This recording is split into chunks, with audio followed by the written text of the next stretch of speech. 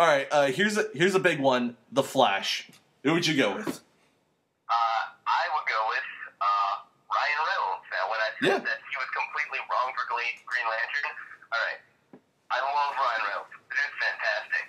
I can't wait till he actually gets Deadpool off the ground and everything. Yeah. But he was completely wrong for Hal Jordan. Hal Jordan is a boring, stoic character, and Ryan Reynolds is a very lively, charismatic actor. Yeah. So I always said, I don't get why they cast him as Hal Jordan when he would be a perfect Wally West. Yeah. And of course, I know there are freaking Flashes before Wally West, but honestly, Wally West is the first Flash I ever actually liked. I do not like Barry Allen, and I find Jay Garrick really boring. Personally, for my choice for Flash, I was actually in between many choices for this role. I considered Reynolds, and I think he would be great if they don't go with the one I chose.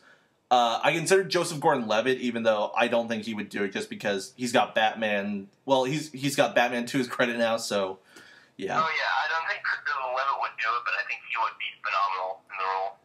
I considered Michael Rosenbaum, who voiced the Flash in the Justice League show. I'd be all down for that. He was my favorite guy in that show. However, I narrowed it down to Chris Pine.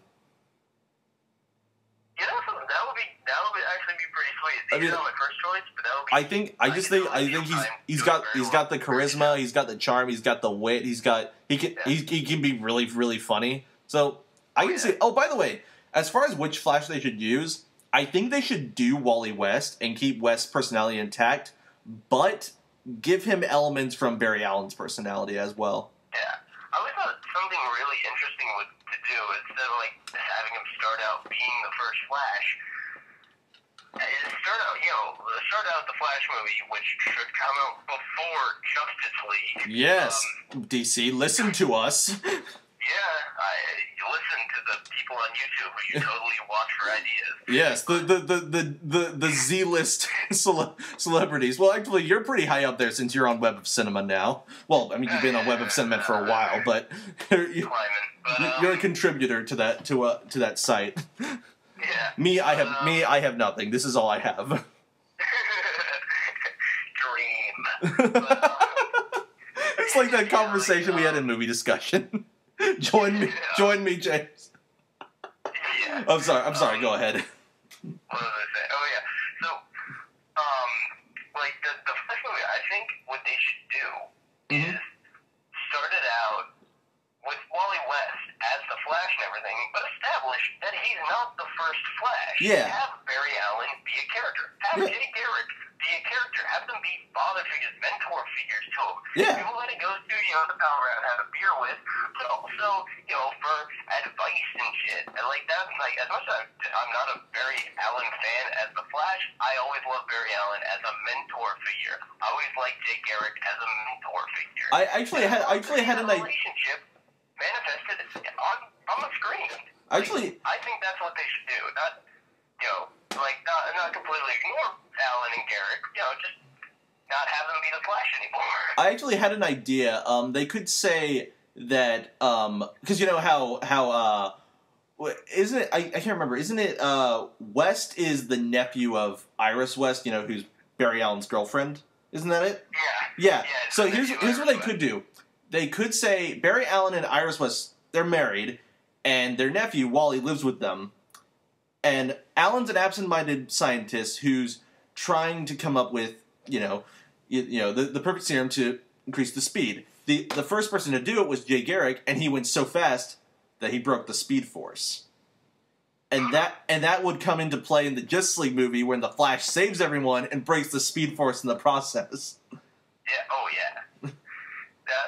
That would actually that's actually kind of funny because I've told you about this a few times, but before they announced officially a Justice League movie, for a while everyone knew, and basically throughout the entire comic book fandom, everyone knew they're like, yeah, there's no way they're doing a Justice League movie in my lifetime. It's not going to happen. Yeah. And I was one of those people who knew that.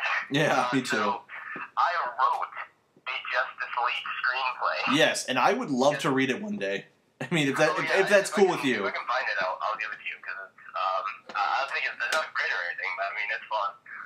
Well, I mean, the way I see it, it's something written by a fan. So usually when it's written by a fan, it's actually really fucking good. So. Thanks. No Yeah, problem, bro. that's true too. But yeah, like so, my Justice League script, like a lot of people, like the studio, they're gonna have either freaking Batman or freaking Superman be the main character. Mm-hmm. They're gonna be the focus of the story. And that's fine. They're more so with Batman. They're good characters. They get more so with Batman, but and everything, and they're recognizable and everything. My script was the entire plot revolved around the Flash. Yeah. And it was actually kind of a minimalist movie. Like, it wasn't a big, massive Avengers-style blockbuster. A majority of it took place in space on the Watchtower. Yeah. It was a mystery, and it involved time travel. Yeah, and did you say, like, I can't remember. Rubber and tights. Yeah, did you say, like, either Vandal Savage or Ra's al Ghul was the main villain?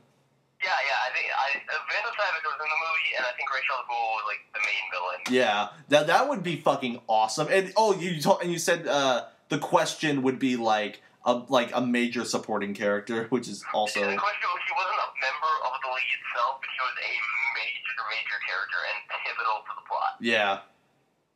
Like, Wonder Woman wasn't in it that much, but that's because I don't think I write female characters very well. Yeah, me neither. I wish I could. I wish I could write them better. I write them pretty good on the TV show that I'm starting, but I'm still not the best at female. Wonder Woman's not in it that much. Yeah. It's very male centric. I always thought it would have been interesting to have a movie. Yeah, sure.